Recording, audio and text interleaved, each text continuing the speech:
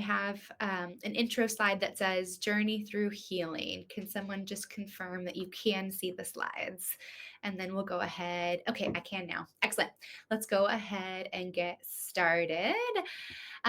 Welcome to today's group webinar. This is the Journey Through Healing. This is a 4-part series. The 4 parts are inward, outward, upward, and forward. So today is the first group webinar in the series. So we're going to be moving inward today. And all of the topics, as you'll be able to see on the next slide, do really relate to our inward experience.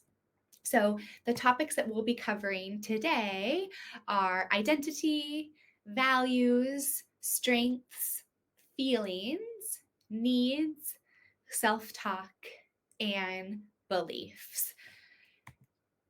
To introduce myself really quickly, my name is Megan Johnson. I am a licensed marriage and family therapist.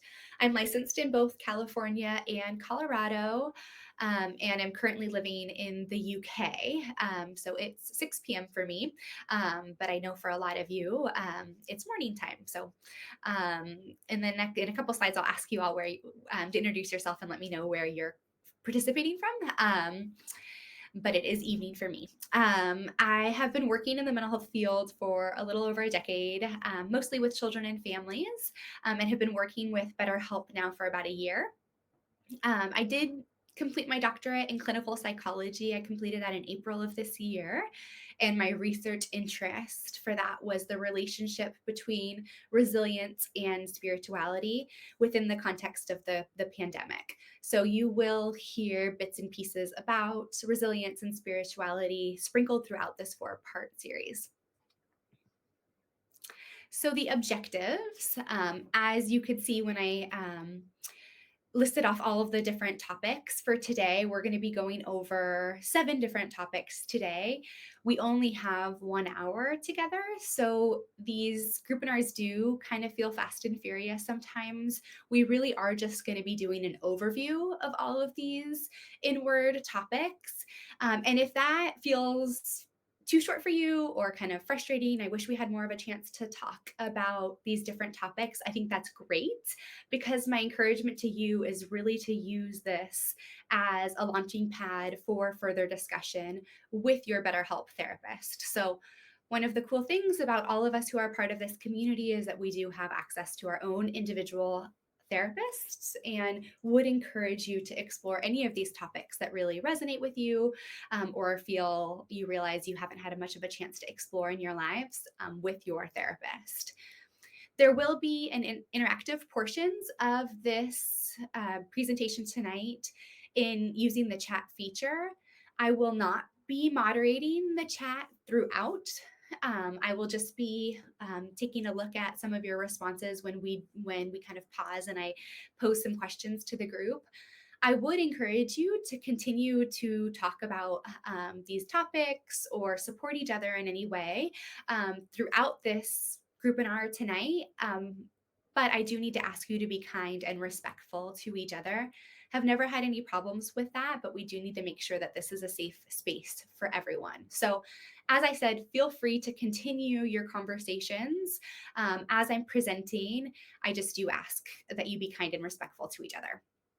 And then one of the main objectives for today is to walk away from tonight with more self-awareness regarding each of these different questions. So we will be going into each of these different topics. We'll be defining them, talking about the importance of them, and in our interactive portions, kind of diving a little bit into you exploring what these topics mean for you in your own life. And I do hope that that does lend itself to more self-awareness for you by the end of this hour. All right, so let me hear from you. Where are you participating from? And then which inward topic are you the most interested in for today? I'll go ahead and toggle back to the inward topics screen. And I probably won't have a chance to read everybody's posts for any of these interactive portions, but I see someone here from Ohio. Welcome. Alaska, Arizona, Hawaii. Great. Feelings is of interest. Identity. Great. London. It's also 6 p.m. for you. Identity. Great. Values and self-talk, very good. Lots from the US, Canada, I'm seeing, California, self-talk and identity, feelings, identity, values, strengths, please. Great. Lots from California. That's my home state. So California is near and dear to my heart. Beliefs, feelings, Illinois. Great. Happy to see you all here from different parts of the world. Happy to see that you all are interested in lots of these topics. So good to hear. Strength and feelings and self talk. Great. Well, let's dive right in. We are going to be starting off talking about identity. And I'd like to start by simply defining identity. And this is a long definition, but I do think it's important. So I'm going to read it all.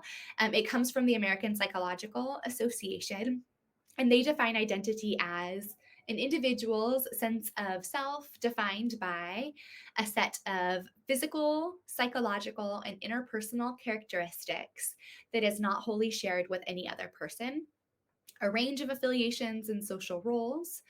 Identity involves a sense of continuity or the feeling that one is the same person today that one was yesterday or last year, despite physical or other changes. And such a sense is derived from one's body sensations, one's body image, and the feeling that one's memories, goals, values, expectations, and beliefs belong to the self. So I like this definition for a few different reasons. One, I like that it acknowledges the fact that different aspects of our identity may be shared with other individuals, and that can really actually help us to feel a part of a group or a sense of belonging within a community. However, when you put all of these different aspects of our identity together, they are uniquely our own. So, an example of this is I am a mother. I'm not the only mother in the world, but I do really feel right now a sense of community because I have a young child with other mothers. I'm also living in the UK. I'm born in September. I'm not going to say everything about myself, but when you put all of these different pieces together, all of these things that are important to my identity together, in the end, it does make up my identity that is uniquely my own. I also really like that this definition highlights the fact that knowing our identity and kind of walking in our identity can really help to give us a sense of stability and continuity in life. So, our identity tends to be rather consistent throughout our life, as this definition says, despite physical or other changes. And I do believe that that can be something that is grounding and anchoring for us in life because so many things about the world and the circumstances that we face in life change all the time. And I do think having consistency in our identity and being able to fall back on who we are and who we know that we are can be really helpful and important. To talk a little bit more about the importance of identity, what we believe, another piece about our identity that is important is that what we believe about ourselves is likely to influence our behavior. So, if I believe that I'm someone that is athletic, I might be more likely to sign up for different athletic activities. If I don't believe, something about myself, then I may not be likely to do that. And so, I do think it can be helpful for us to know both what we believe about ourselves and let that be something that can motivate our behavior and our choices. Being aware and confident in our identity can help anchor us and give us a sense of stability in life. I already talked about this, but I do think it is important for us to be aware and confident in who we are because that can also help us to identify when we're not acting in line with that. If you guys have ever had seasons in your life, I know I have, where I felt off kilter, I felt kind of funky, and have been acting in ways and thinking in ways that aren't really consistent with the way that I am. I can notice that and bring myself back to, okay, how do I get more in line with who I truly am? Because I'm not acting in line with who I really am right now. And then our habits are important for identity formation as well. So, um, a book called Atomic Habits by James Clear is a book that I would recommend. He talks a lot about habit formation, and he says that our habits, each of our choices, are a vote for the type of person that we want to become. So if we do want to be someone that is athletic and healthy, then we do need to develop habits that are really in line with that, and that can be a source of motivation for us. It can also be a source of motivation for us when we notice a discrepancy between who we want to be and who and how we're behaving right now. So, if I believe about myself that I'm a kind person and I want to be a kind person, and yet I notice myself, snapping or yelling at people that I love, then I may be willing to take a look at that behavior because I'm noticing that that's incongruent, right? That there's this gap between who I want to be and how I'm behaving in that moment. So let's explore a little bit together your identity. So if you feel interested and comfortable sharing, go ahead and pop in the chat 3 words that you would use to identify, that you would use to describe your identity. I already shared that I'm a mother, I'm a military spouse, and I'm also a runner. I like to run. Um, what are some adjectives that you would use to describe your identity? The book was, and yes, I welcome also questions during this time. The book was Atomic Habits by James Clear. Yep, someone already answered that. Great. Entrepreneur, military spouse, nature lover. Great, there's another military spouse in here. Ambitious, Air Force veteran, cyclist, hiker. Great, great. And you're already identifying your strengths too. I see kind and loyal, salesperson, athletic, spiritual. Great. Helpful, kind. You guys are already, you're one step ahead of me, a few steps ahead of me actually, because we're going to be talking about strengths here in a little bit. Queer, dog lover. Great. I'm also a dog lover. Athletic, determined, introvert, artist, pet mom, community advocate, student, traveler, independent.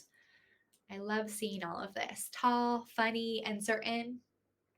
Disabled, queer artist, writer, encouraging, blunt, creative.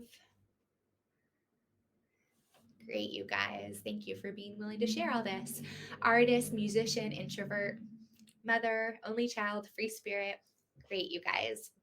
And then follow-up question, because I did mention that this can actually be something that really does motivate us, is identifying a gap between any current habits that you have in your life or ways that you act and behave and who you want to be. So an example that I will give is that I definitely do tend to snap at people that I love, and I consider myself to be a kind, loving person. And so that's something that I get to work on, is being less irritable and snappy with the people that I love.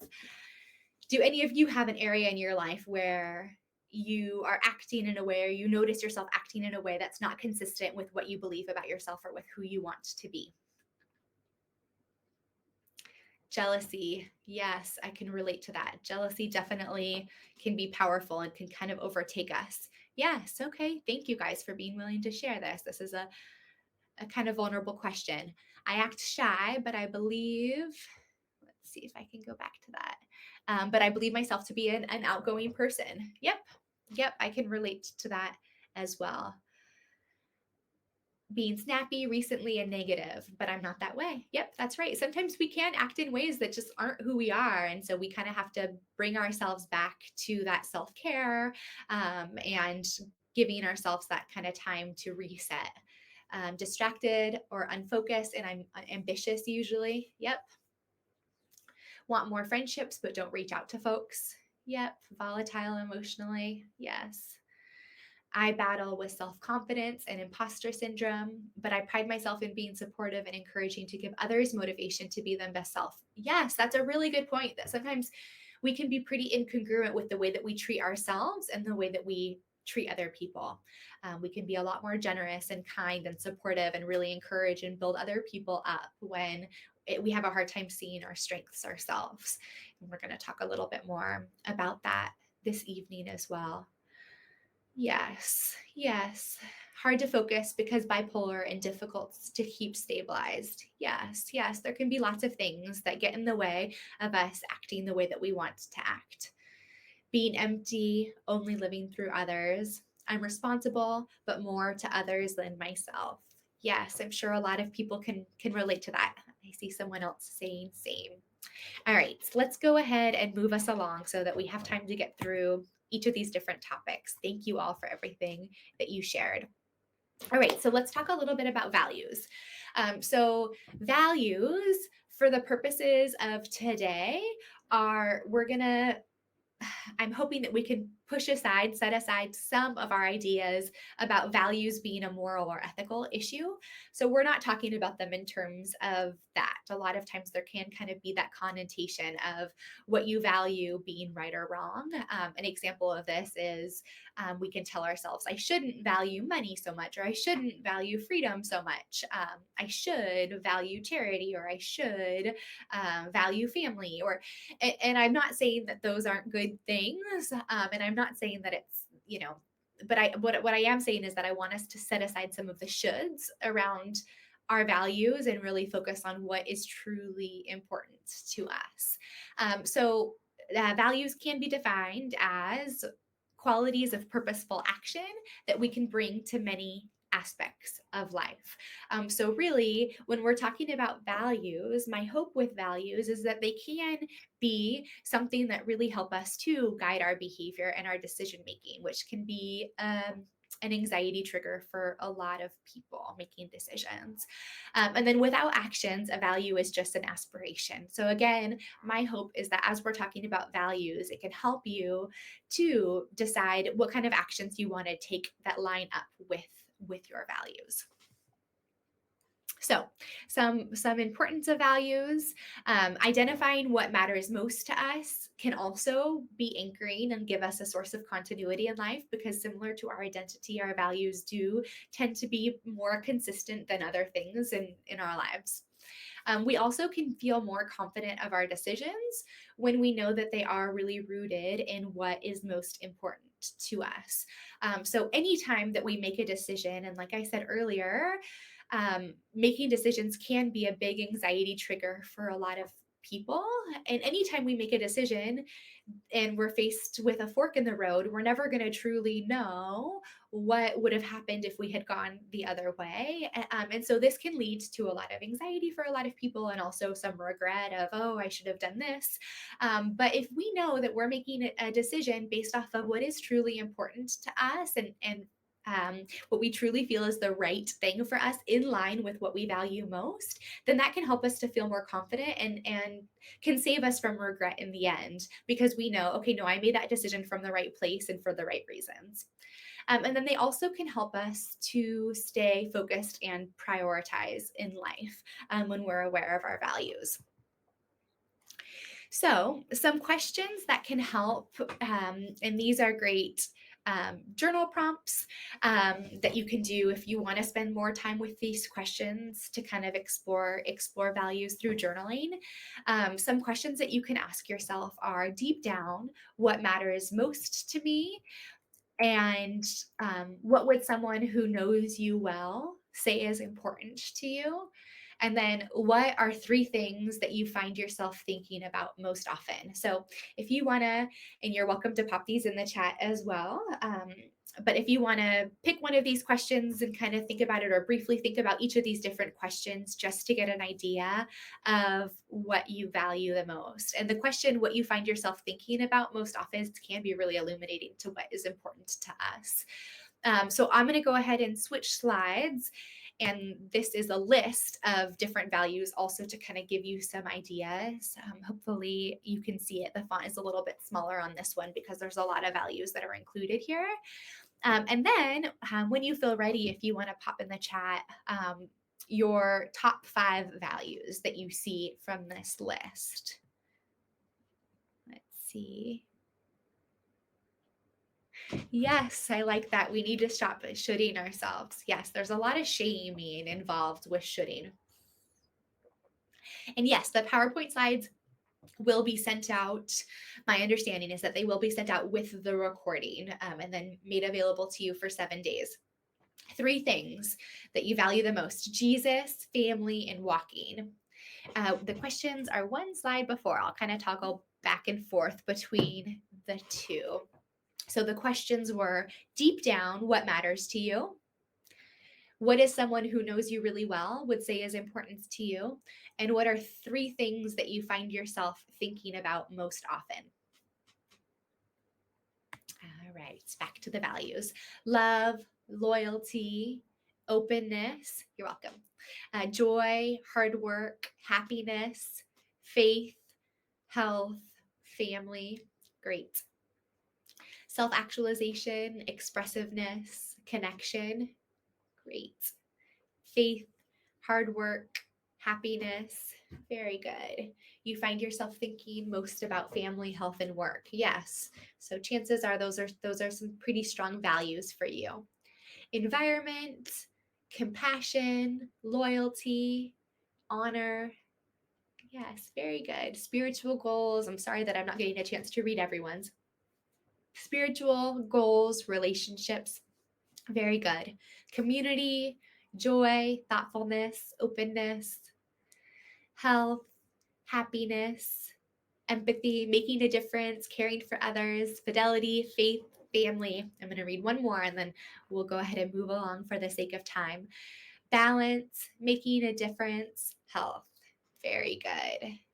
Very good. Thank you guys for sharing.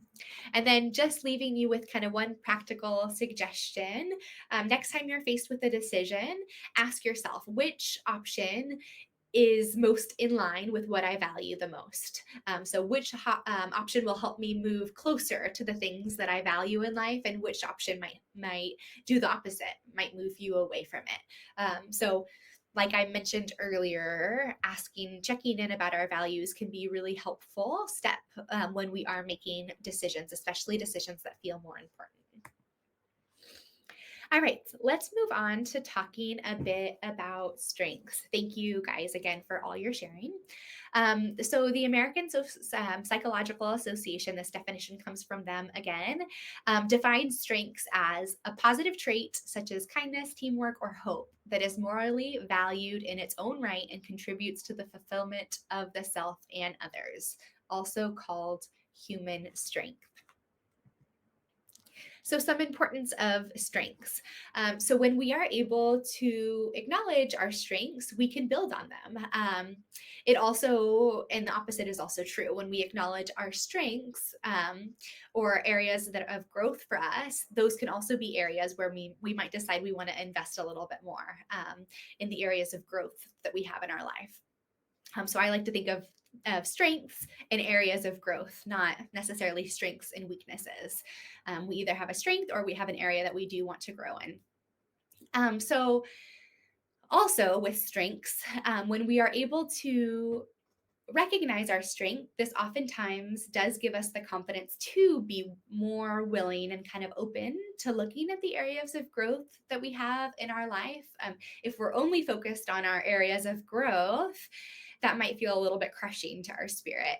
And if we're only focused on our strengths, then we might have a hard time with humility. So I like to really recognizing our strengths helps us to have humility in our lives. And I like to think of humility as having a balanced perspective of ourselves. A lot of times when we think of the word humility, we think of having kind of a lower view of ourselves. But I like to think of it as seeing ourselves accurately. So when we're humble, we are able to see both our strengths and our areas of growth. And then another importance of strengths is that when we are in the habit of identifying our own strengths, we're kind of in this strength spotting mindset, and we're more likely and more able, because we're in the habit of it, of recognizing other people's strengths and being more generous towards other people. And this can help us just to enjoy our relationships more when we have that appreciation for other people and their strengths. And it also improves our relationships, because if we're entering into our relationships with a generous mindset and with appreciation, then we're more likely to act and to that person in a kind way, in a loving way. And we are going to talk a lot about relationships next week during that word week. So please come back for that. And then also, I already mentioned this, but we may choose to align our choices with our strengths or with our areas of growth. But really having that awareness of both can help us decide where we want to invest our time and our energy and our resources. All right, so would love to hear from you all. Can you identify a time in your life? So these are three questions, three prompts that also could be good for journaling, or if you want to explore them right now, great. These are the three questions that can help us to identify our strengths. So 1, identify a time in your life when you felt the most successful. What strengths were you utilizing during that time? What are you good at, and what do you enjoy doing? And what are some positive characteristics your best friend would say about you? Because sometimes we can be self-critical and have a hard time seeing our own strengths, but people that know us well and care about us might be better able to identify those. So, haha, fork in the road. Yep. Okay. Spiritual, family, self-worth, love, truth, purpose. Okay. So in asking about, okay, those were probably, it looks like those were a few minutes ago. So in exploring strengths and identifying strengths, if you want to pick one of these and go ahead and pop in the chat how you would answer one of these three questions. And then in the next slide, similar to what we did with values, I'll give you a list of strengths and you can identify your top 5. Creative in my work, kindness. I'm good at cultivating relationships and help others to feel heard and part of something. I use my strengths and empathy and kindness to help. Great. Creative in my work, the arts, thinking outside of the box, kind. Very good. Creativity. Positive characteristics my best friend might say about me. I'm assertive, organized, compassionate, confident, setting boundaries, going after what I want, leaving things that do not serve me, loyalty, care, thoughtful. Great. All right, so I'm going to move over to a slide that has a not super comprehensive, but a list of several strengths. And if you want to go ahead and identify 5 of your top strengths: caring and compassionate for others, efficient in my work, creative. Great. I'll give a few more seconds and read a couple more, and then we'll go ahead and move on to talking a bit about feelings. Leadership, kindness, gratitude, creativity, empathy, logic, independence, common sense, enthusiasm, fairness, humor. All right, great, you guys. Let's go ahead and talk a bit about feelings. So, through this 4-part series, we're going to talk about feelings, behavior, and thoughts. So this week we talk about feelings, we talk about thoughts in upward week, and behavior in forward week. Really, these three, the thoughts, feelings, and behavior make up the cognitive behavioral triangle, and cognitive behavioral therapy is based on this idea that there is a connection between our thoughts, feelings, and behavior, that they influence each other. So our thoughts can lead to our feelings and our behavior. And feeling identification is a really important part of our self-awareness and our overall mental health. So being able to recognize what we're feeling, label what we're feeling, and communicate how we're feeling with others really can help our relationship both with ourselves and with others. And then it can be really important and really helpful to expand our feeling vocabulary. So, a lot of times we may have certain feelings that feel socially acceptable to us or acceptable, and other ones that may feel less so. We also sometimes have this idea that there are good or bad feelings. I think some of that messaging does come from society at large, and that also might be messaging that you received growing up, being good for having, a good feeling and bad if you had a negative feeling, or shamed for that. So I don't like to think of feelings as good or bad at all. I like to think of them as comfortable and uncomfortable. I think it is worth recognizing that some feelings do feel more pleasant and more comfortable for us, and other ones uncomfortable and less pleasant, but that doesn't mean that they're good or bad feelings. All of our feelings are universal, part of the human experience, and most feelings, I would say almost all feelings, have some kind of a message embedded in them that can be important for us to recognize, and and either way they're just part of our human experience. So we can't numb ourselves from uncomfortable feelings without numbing the more pleasant positive feelings. So there's really no benefit to numbing feelings. And as I already said, they're not right or wrong, good or bad. And then healthy feeling expression is important for our mental wellness overall. I already mentioned this. And then I would want to encourage you, as you are practicing identifying your feeling, labeling your feeling, I would also encourage you to try to be aware of the physiological sensations connected to that feeling. So if you are able to notice, okay, I'm feeling angry right now. Where in your body do you feel that anger? And in a few slides, I'll show you some imaging that's been done that shows where we tend to have energy activated in our body with different feelings, which I think is kind of cool to be able to see visually. Because a lot of times with feelings, so this detached from story piece, a lot of times with feelings, we do get really, when we have a strong feeling, caught up in, or an uncomfortable feeling, caught up within the story that we're telling ourselves. So the thoughts connected to the feeling, instead of being more aware of actually of what the physical experience of the feelings are. And that could get us a little bit kind of stuck in that feeling when we're just paying attention to that story that we're telling ourselves.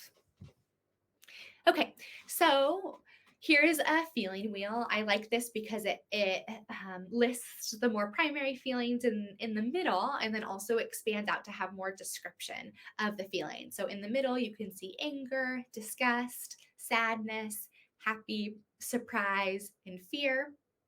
And if we pick a word like happy, we can also see that as you go further out into the circle, there's just more descriptive ways to explain what we're feeling. So we might be feeling not just happy, but also playful or inspired or courageous.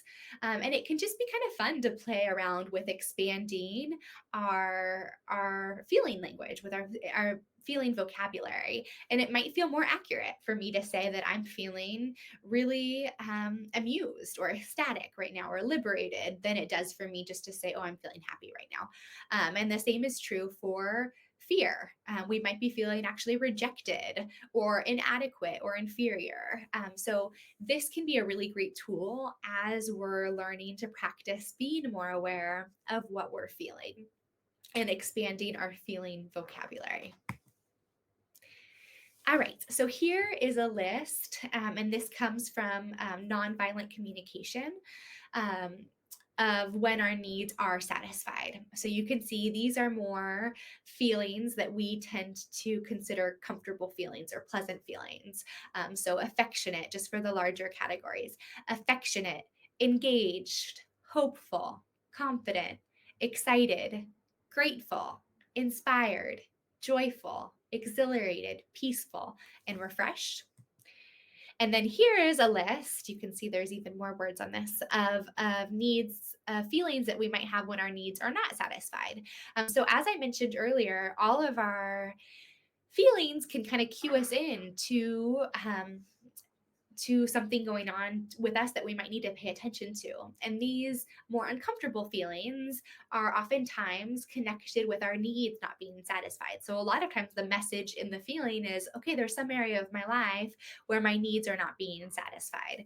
So this can be afraid, annoyed, angry, aversion, confused, disconnected, disquiet, embarrassed, fatigue, pain, sadness, tense, vulnerable, and yearning. All right. So some questions for you all. Is there a feeling word that you tend to use most often? And if so, what's another word that you could use to describe more specifically, more accurately how you feel? And so I'll go ahead and share that growing up, it was acceptable for me to feel frustrated, but not as acceptable for me to feel angry. So in my adult life, I've tended to use the word frustrated. Oh, I'm just feeling frustrated. Um, but and so part of my healing has been to be able to really label anger and the role that anger plays in my life. That's good. Uncomfortable and uncomfortable. You're welcome. I'm glad that's helpful. Good. What a relation you can numb uncomfortable feelings without numbing off feelings. Well, good. I'm glad to hear that that was helpful for you to hear as well. Thank you guys for the positive feedback. Confused, but rather inadequate. Yeah. Wow. Confused, but instead you're feeling inadequate. That's very insightful. Thank you for sharing that. Thankful and secure, betrayed instead of angry. Yes. Sad versus lonely, rejected versus insignificant. Yes. Tired. I'm often saying how overwhelmed I am. A lot of the time it's because I'm insecure and scared. Very insightful, you guys. Insecure, insignificant, overwhelmed, rejected. I tend to use anxious most often. I think overwhelmed or insecure in those times. Very good. Fearful instead of lonely. Currently empty, before depression, nostalgic. Yes, inadequate instead of unsupported, overwhelmed and abandoned. Thank you guys for that insight and for being willing to take a look at what feelings might be underneath some of the feeling words that we tend to use more often. All right. Again, for the sake of time, I'm going to go ahead and move us along. Okay. So this is the slide that I promised a few minutes ago. So these are scans of where we tend to have energy kind of fire for us when we're feeling different emotions. And this then the way that we express our emotions is not universal. That's very individual, but where we tend to feel the physiological, the physical sensations of the emotion does tend to be more consistent, which I just think is interesting. So you can see with love, there's a lot of kind of warmth and energy from the head all the way to kind of the upper legs and all the way down the arms. With happiness, you can see energy being fired from head all the way down to the toes. You can see with shame, it's a lot of energy in the face and the chest and the stomach. With anger, you can see a lot in the face and then all the way down the arms, which can explain some of the behavior that we see around aggression when people are feeling angry. Anxiety, there's not as much energy in the face or the arms or the legs. It's all kind of more in the core. So I just thought this was really interesting, and I wanted to show this because I think it can be a helpful tool for you to see that when we feel a feeling, we do have a lot of physical sensation associated with that, and for you to be able to pay attention next time you notice a feeling. Okay, where in my body do I feel it, and what does that feeling feel like? Does it feel tight? Does it feel tense? Does it feel open? Does it feel heavy? Does it feel light? How can you describe it and really get to know that feeling? Because that can help, especially with the uncomfortable feelings, to for the feeling to dissipate more quickly than if we get really focused on our thoughts and the story that we're telling ourselves along with the feeling. All right, so moving on to talking about needs. So, our needs are another one of those things that are universal. So, we're not needy or not needy, we all have needs. And another important piece about our needs is that they make no specific reference to any person doing anything specific. So, this can be kind of a trap that I know that I fall into, of thinking, okay, I need my husband to listen to me more, or I need someone in my life to be more reliable. When actually, I do have a need, but it's not necessarily attached to one specific person doing anything specific. And then the image on this slide, I think, is worth mentioning. This is Maslow's hierarchy of need. And the idea behind this pyramid is that our needs layer kind of on top of each other. So, first and foremost, we have our basic needs, which are more physiological in nature. So, breathing, water, food, sex, sleep, homeostasis, excretion. Those are just our very, very basic needs. And until those are met, we can't really move up the pyramid. Those really are foundational to us moving forward in life with having these other needs met that are higher up on the pyramid. So, next we have our need for safety. So, security of our body, of employment, of resources, of morality, of family, of health, of property. So, really, that security and that sense of safety. And then we can start to be more concerned about love and belonging. So, friendship, family, sexual intimacy. And then we can be more concerned with our self esteem, our confidence, achievement, respect of others, respect by others. And then lastly is kind of the area of self actualization, which includes morality, creativity, spontaneity, problem solving, lack of prejudice, acceptance of facts. Um, so I do think this can be a helpful way of conceptualizing our needs. Okay, so here is a list of our universal human needs. And this also comes out of nonviolent communication, which is Marshall Rosenberg's work. And we'll talk more about nonviolent communication next week during the Outward Week when we talk about assertive communication. So these are our needs that we all have. These don't make you a needy person. We all have these needs for connection.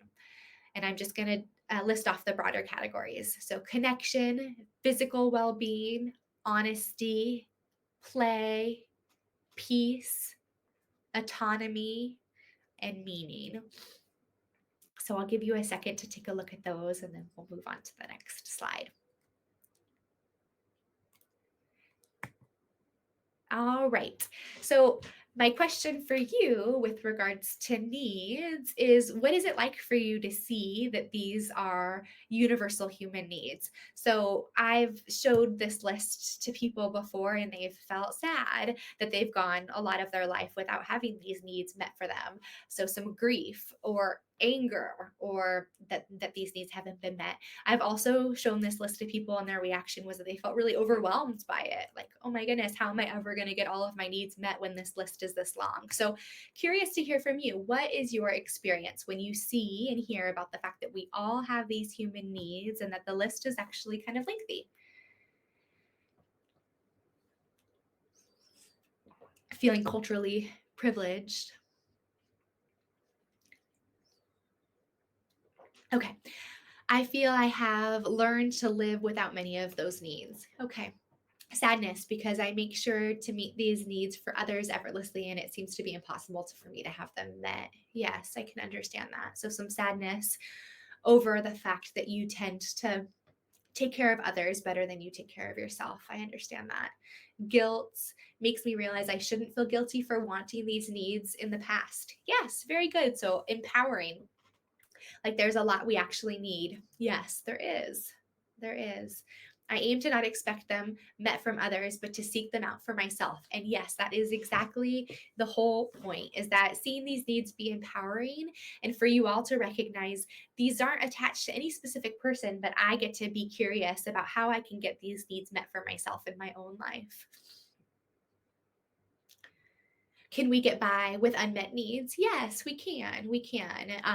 And one of the slides a few slides ago with the feeling words that we kind of recognize as being more uncomfortable were feelings that we have when our needs aren't met. So we get by, and we also might feel uncomfortable as a result. Wanting to change my life for the better. Great. Makes me realize I neglect my needs for the comfort of others and inspires me to take control of my life and meet my own needs. Very good. Seems like can overanalyze needs, but it may be new. Yeah, yeah. And this is an important thing. So two things that I would really encourage you to get in the habit of practicing is to check in with yourself on how am I feeling throughout the day? And then also, what am I needing throughout the day? So that can be something that becomes more automatic in the future. But initially, we kind of have to remind ourselves to check in with ourselves. So, what am I feeling? What am I needing throughout the day? Right. Very good. All right, let's go ahead and move along. Okay, so let's go ahead and talk a bit about self talk. So, what I want to say about self talk is that our words really do matter. So, both what we say to ourselves internally, so our self talk, and then what we say to others really do matter. So, that old saying, sticks and stones may break my bones, but words can never hurt me, I could not disagree with more. I really do think words have the power to hurt other people, to hurt ourselves, and then also to really encourage and build others up and ourselves as well through our self talk. And then also, we, um, I don't know how many of you can relate to this, but in my experience, both for myself and with clients that I've seen, is we often say things to ourselves that we would never say to someone else, and also that we wouldn't allow other people to say to us. So I might say something, call myself a name, and if someone else did, I probably would tell them, look, like you can't talk to me like that. But for some reason, I'm more willing to accept it from myself. And I'm not sure why that is. But again, that has been my experience. And then also, a lot of our self talk is automatic. So we may not even be aware of what we're telling ourselves a lot of the time. And that's actually a good thing. Because we kind of do need to go into autopilot sometimes. It wouldn't be very efficient and it would be really distracting for us to be aware of all of our thoughts all day long with everything. And it can be really helpful, especially when we're noticing ourselves having a pretty strong feeling, to ask ourselves, okay, what are some of the thoughts that I'm having right now that might be contributing to the way that I'm feeling right now? And when we are aware of our thoughts and our internal dialogue, we have more opportunity to intervene and to challenge those thoughts and to correct ourselves. And my encouragement to you is when you are aware of your thoughts, and you are trying to challenge your thoughts and replace those thoughts with other thoughts because they're not helpful thoughts, to start with really simple replacements. So, um, and the next piece that I say is that we don't have to lie to ourselves. So I wouldn't want to go from telling myself, ugh, you're such an idiot, to you're the most intelligent person in the world, because that might not feel honest to me. That might not feel accurate. Like, we want to be able to replace our thoughts with something that feels honest and true for us. So instead of saying, oh, I'm such an idiot, or oh, I'm so bad at this, I can tell myself, oh, I'm trying something for the first time, or I've never done this, so I'm not good at this yet.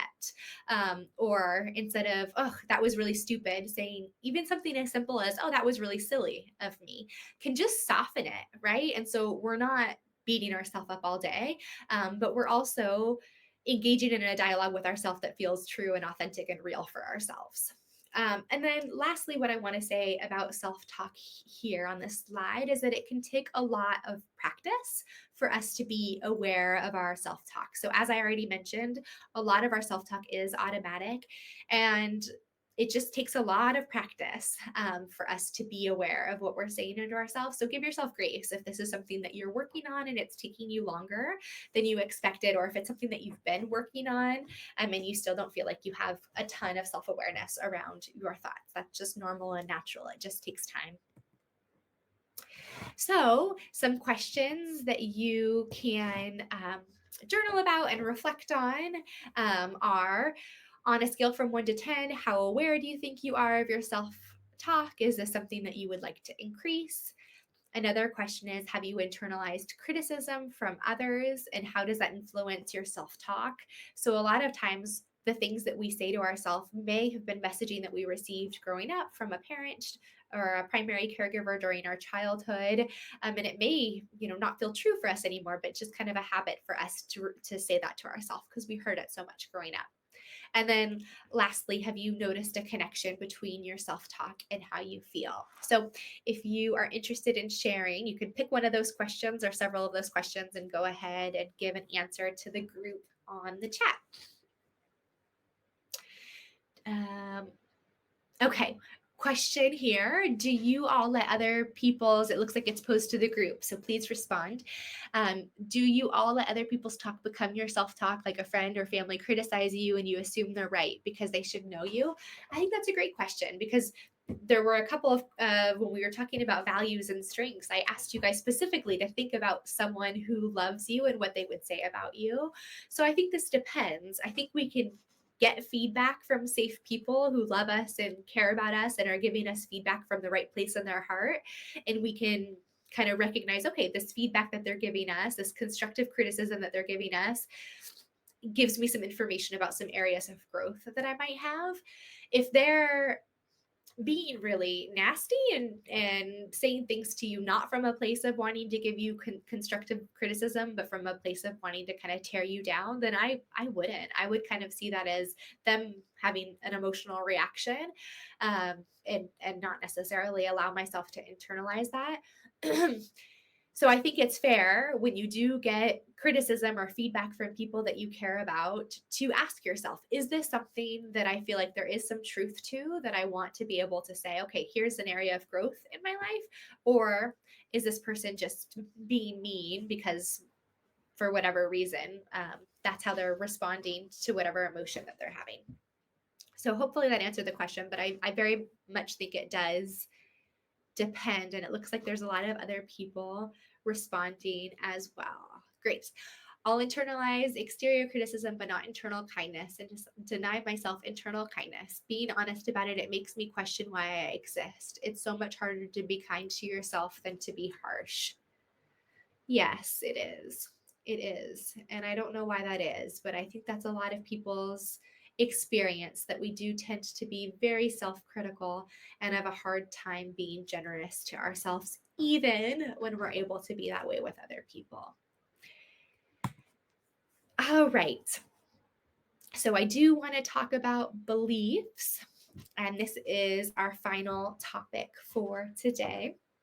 I'll just do a final note on resilience for the last slide, but this is our final big topic related to inward this week. So, what I want to say about beliefs is that our beliefs, specifically what we believe about ourselves, the world, and our future, do shape our perspective and attitudes about life. So, this also comes from cognitive behavioral therapy and the idea that our beliefs really do shape our behavior, our perspective, and our attitudes.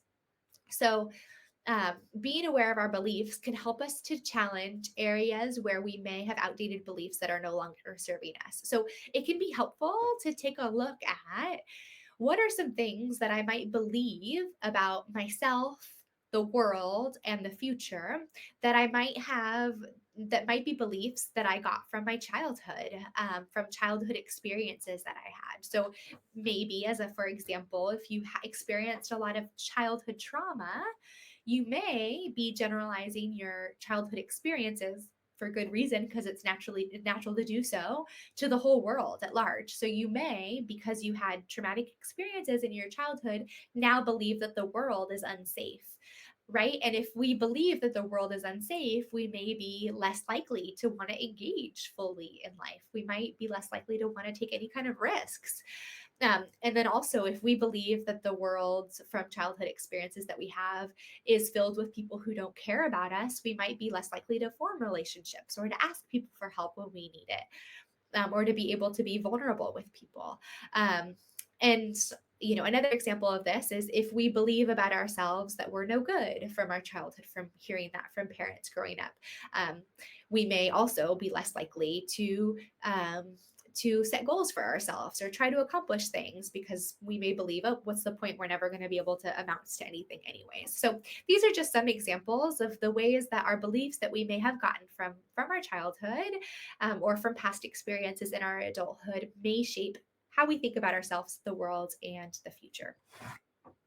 So, what is something to hear a little bit from you all? What is something that you might believe, whether it be true or not, about yourself, the world, or the future?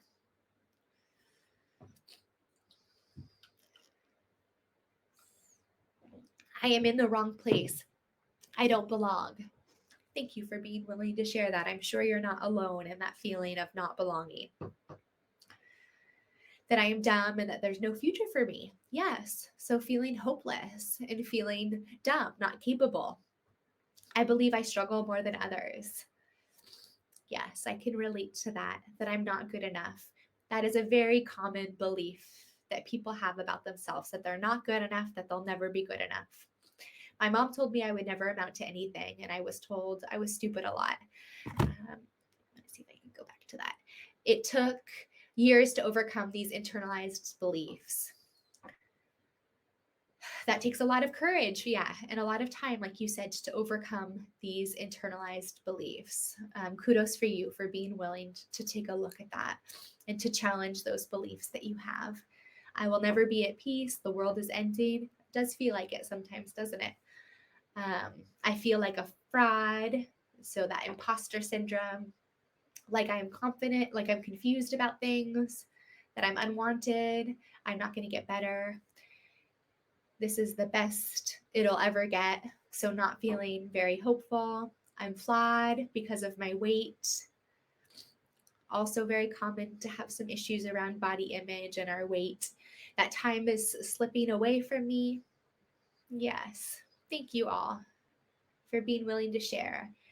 That I'm making my friends and family sick because I'm sick. Ugh, so that you're really responsible for other people and that you're to blame for other people.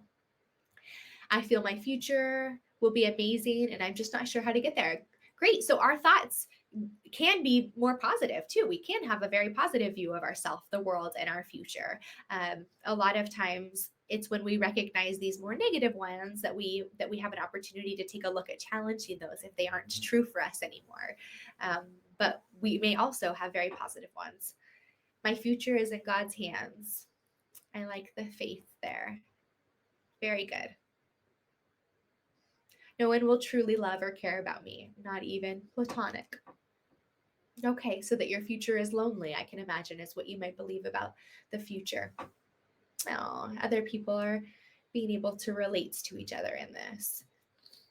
All right, let's go ahead and move along. Thank you guys so much for being willing to share all of that. Okay, so I did want to share really quickly some thoughts on resilience. So, to define resilience really quickly, resilience is our ability to bounce back from adversity in life. It used to really be believed that resiliency was either something that you did have or that you didn't have, something that you were born with, a characteristic, like I said, that some people have and some people don't have. Now it's very much widely believed that resiliency is actually dynamic. It changes throughout our lifespan, and it's the dynamic intersection between protective factors, vulnerability factors, and risk factors that we experience in life. And these protective factors for resiliency, so factors that we have in our life that help protect us from low resilience, from not being able to bounce back from adversity, can be either internal or external. And so, since this is Inward Week, I just wanted to highlight some of the internal protective factors. So, factors that are internal that can help protect us against having a low resilient response to adversity.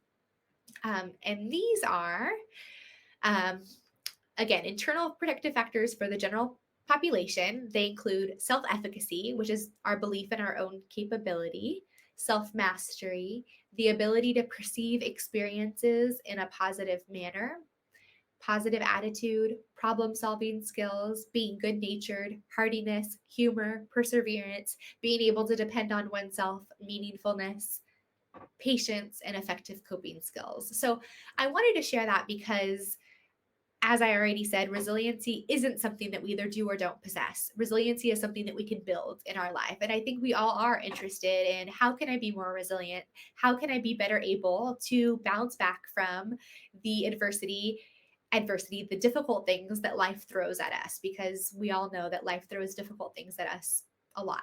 And so these characteristics, which are all inward, internal factors, really can be things that help us to be more resilient in life. So, wanted to add that at the very end. And I do very much want to thank you for being here today. I really appreciated everybody sharing in the chat, some very insightful, thoughtful engagement from you all today. So, really enjoyed that. Please join us next week. It'll be the same time next week, and we'll be moving outward. Some topics that will be covered next week include family relationships, boundaries, and communication skills. So next week, I think Outward Week is my favorite. So please do join me again, same time, same place. And do you know when the next week's group webinar will be open to register? I don't. I think it usually is just a few days in advance. So you should be able to see it up there. Thank you all so much. And here are some of the references if you wanted to take your first session. Great. Glad you were here. Very, very thank you. Thank you guys. Bye. I'll see you next week.